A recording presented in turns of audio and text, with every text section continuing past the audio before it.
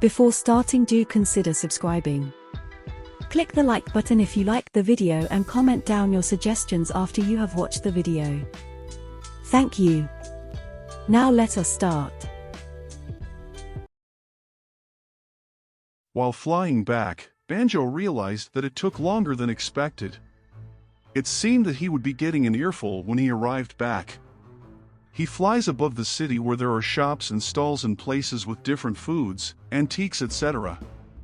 The hot spring baths in the city were definitely the best, and the special performance by the Iranian group was soon going to begin. He sure wanted to come there to party after the war. He reaches the palace. All the flying had made him very tired. There was a lady greeting him. She asks where he had gone without a word. Her name was Koryon. Banjo says that he was sorry and there was an emergency. Koryon mentions that the three sisters from the Eastern Fire Demon sect were there, and he must hurry. Banjo had no idea that they were coming, but, in any case, he understood. The three sisters were drinking and eating. Banjo comes in saying that he followed the gentle breeze that had led him to the lovely winter flowers. The three sisters get flattered hearing that. Banjo then greets them and welcomes them to his sect. They said that since life was very hard, they came to see him. Banjo says that it was an honor. The drunk sisters start praising Banjo and themselves flatter all over them. Banjo then offers them wine and asks for the reason for their sudden visit. One of them says that it was because of the northern sky demons, as they were giving them a lot of headaches. Banjo asks if they are talking about the sect that was recently inherited by a young outstanding leader. He again asks if there was any problem concerning her. She tells him that after the young leader inherited the sect, the jealous warriors caused a scene because of the change in the leadership. They tried to assassinate her with terrible skills. But with the exception of children, she either killed or imprisoned every soul.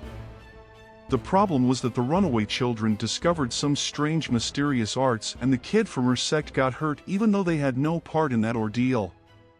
It had come to a point where they had to clean up after the Northern Sky Demon sect. Banjo then looks at Koryon. She understood the assignment and went from there. Banjo then continues serving the three sisters, as they had come there in the hopes of being in a better mood. Koryon walks down the stairs and goes to a man. His name was Hugo. She then asks him to stop what he was going to and tells him to talk to him. He asks if she had finally thought about going to dinner with him. She tells her to stop talking nonsense and locate someone. He tells her that it may be difficult as he was busy. She then tells him that it was a favor from the Lord. He speculates that it must be related to those grannies from the east. He wishes that he could refuse. But since Koryon was the one asking him in return, he asks her to go to dinner with him. Koryon bluntly says that she does not want to, since she does not eat with moths. She then tells her to get going. Hearing that Hugo gets butterflies and goes off to find that certain person, Koryon then looks at him and blushes. Hugo gets on top of the roof and looks around. He uses his technique Breath of the Butterflies. Seeing Hugo's moth, a girl says that it was very beautiful, but she would not dare to get close. They further state that he smells and doesn't have any manner, but still have high standards, and it was funny to see him flirt with women. Hearing that makes Koryon angry, and furiously but elegantly she tells them that they were not moths but butterflies and asks them if they need more work. They then quickly flee the scene, saying they do not need more work. Banjo and the three sisters were looking at the butterflies. One of the sisters asks where he had gone earlier and if something interesting has happened without their knowledge. Banjo looks in them and with a smile on his face tells them that they do not feel comfortable talking about it. The grannies were curious and pushed Banjo to tell what it was. They ask if he got a new girlfriend. Flustered Banjo tells that it may have been nothing, but just for a split second he felt the energy of the Iron Blood Demon. Hearing this, all three sisters were silent and looked terrified. Bari, after drinking the juice from earlier, was fast asleep. Suddenly the bear comes and takes away Hyung's coat. Bari wakes up feeling cold and was furious with Biro the bear for waking him up in the middle of the night. Noro then points at something confusing Bari. Bari then sees that Hyung has left, which makes him mad. Bari says that he was a liar as he had promised to go fishing with him. Biro then says that he saw strange people in the jungle who looked dangerous and Hyung had gone in that direction. Bari thinks that it is nothing and there is no way that they'd meet up. He says that it was nothing and remembers that his grandpa said not to leave the forest. Bari then remembers the conversation that he had with Hyung. He was bothered by that as he did not want to care about others. He then jumps off toward Hyung, telling Biro to eat the fish in the jar if he and the cubs get hungry. He then leaves, telling Biro that he will be back. In a spooky place there were two demons panting. One of them swore to take revenge on the grannies of the Easter Fire Demon sect for what they had done to them. The girl in the back tried saying something, but the other one scolded her and told her to treat his injuries. They looked outside. It was Hyung. They see Hyung, and seeing a sturdy man like him, the demon had found a perfect specimen.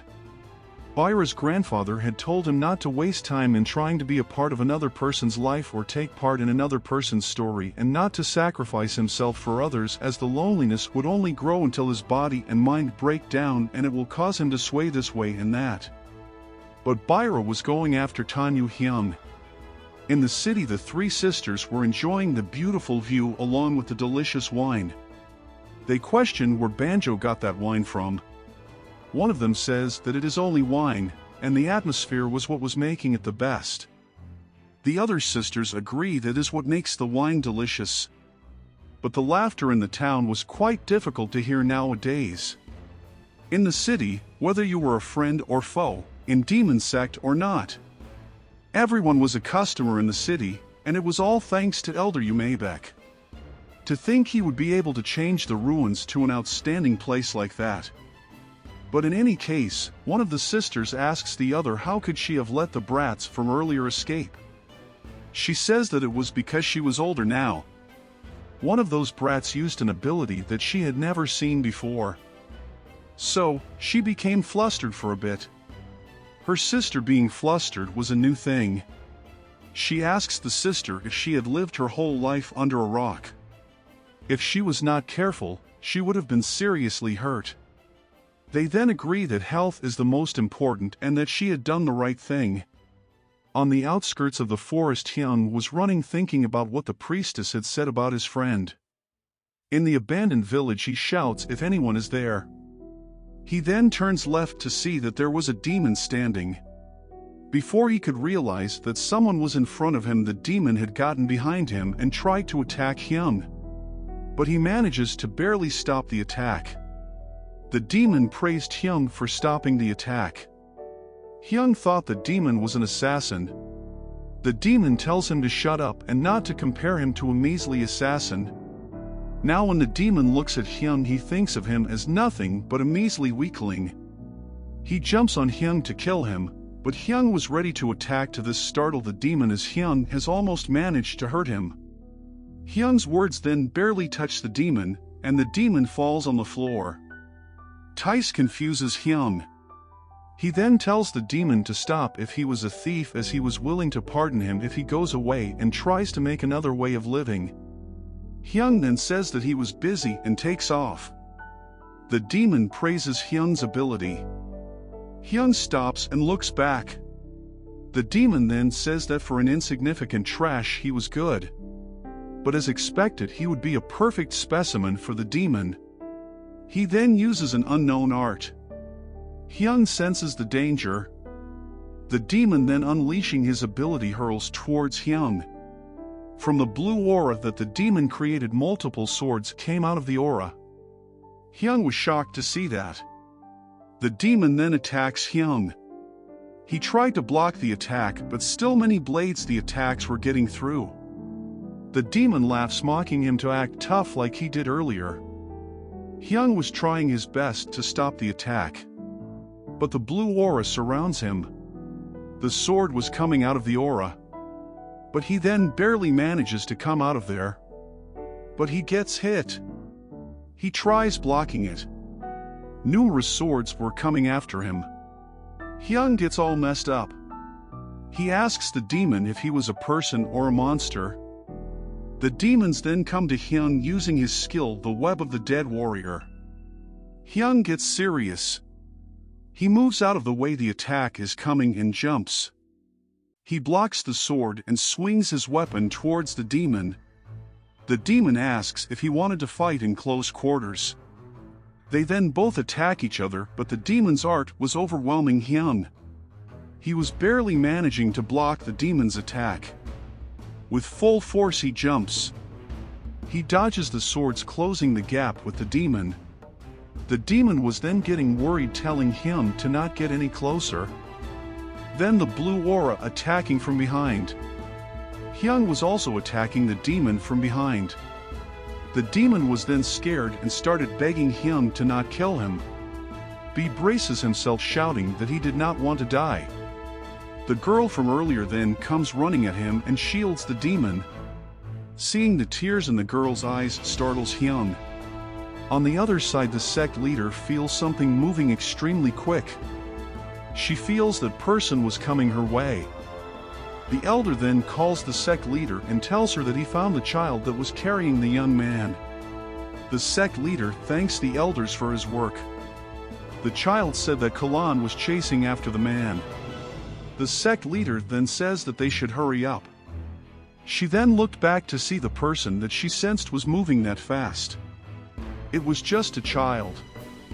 Then the elder says that he heard that the same child had taken the young man.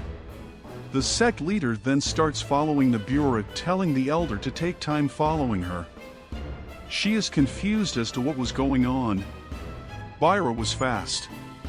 She had never seen a light step ability like that before. She thinks who the child is and if he is. Thank you for joining us in this recap journey. If you liked the video, don't forget to hit the like button. Comment if you have suggestions, want more of the series. Don't forget to share it with your friends. Do subscribe if you want more similar content. This is Universe Nexus, your passport to the immersive realms of anime and manga.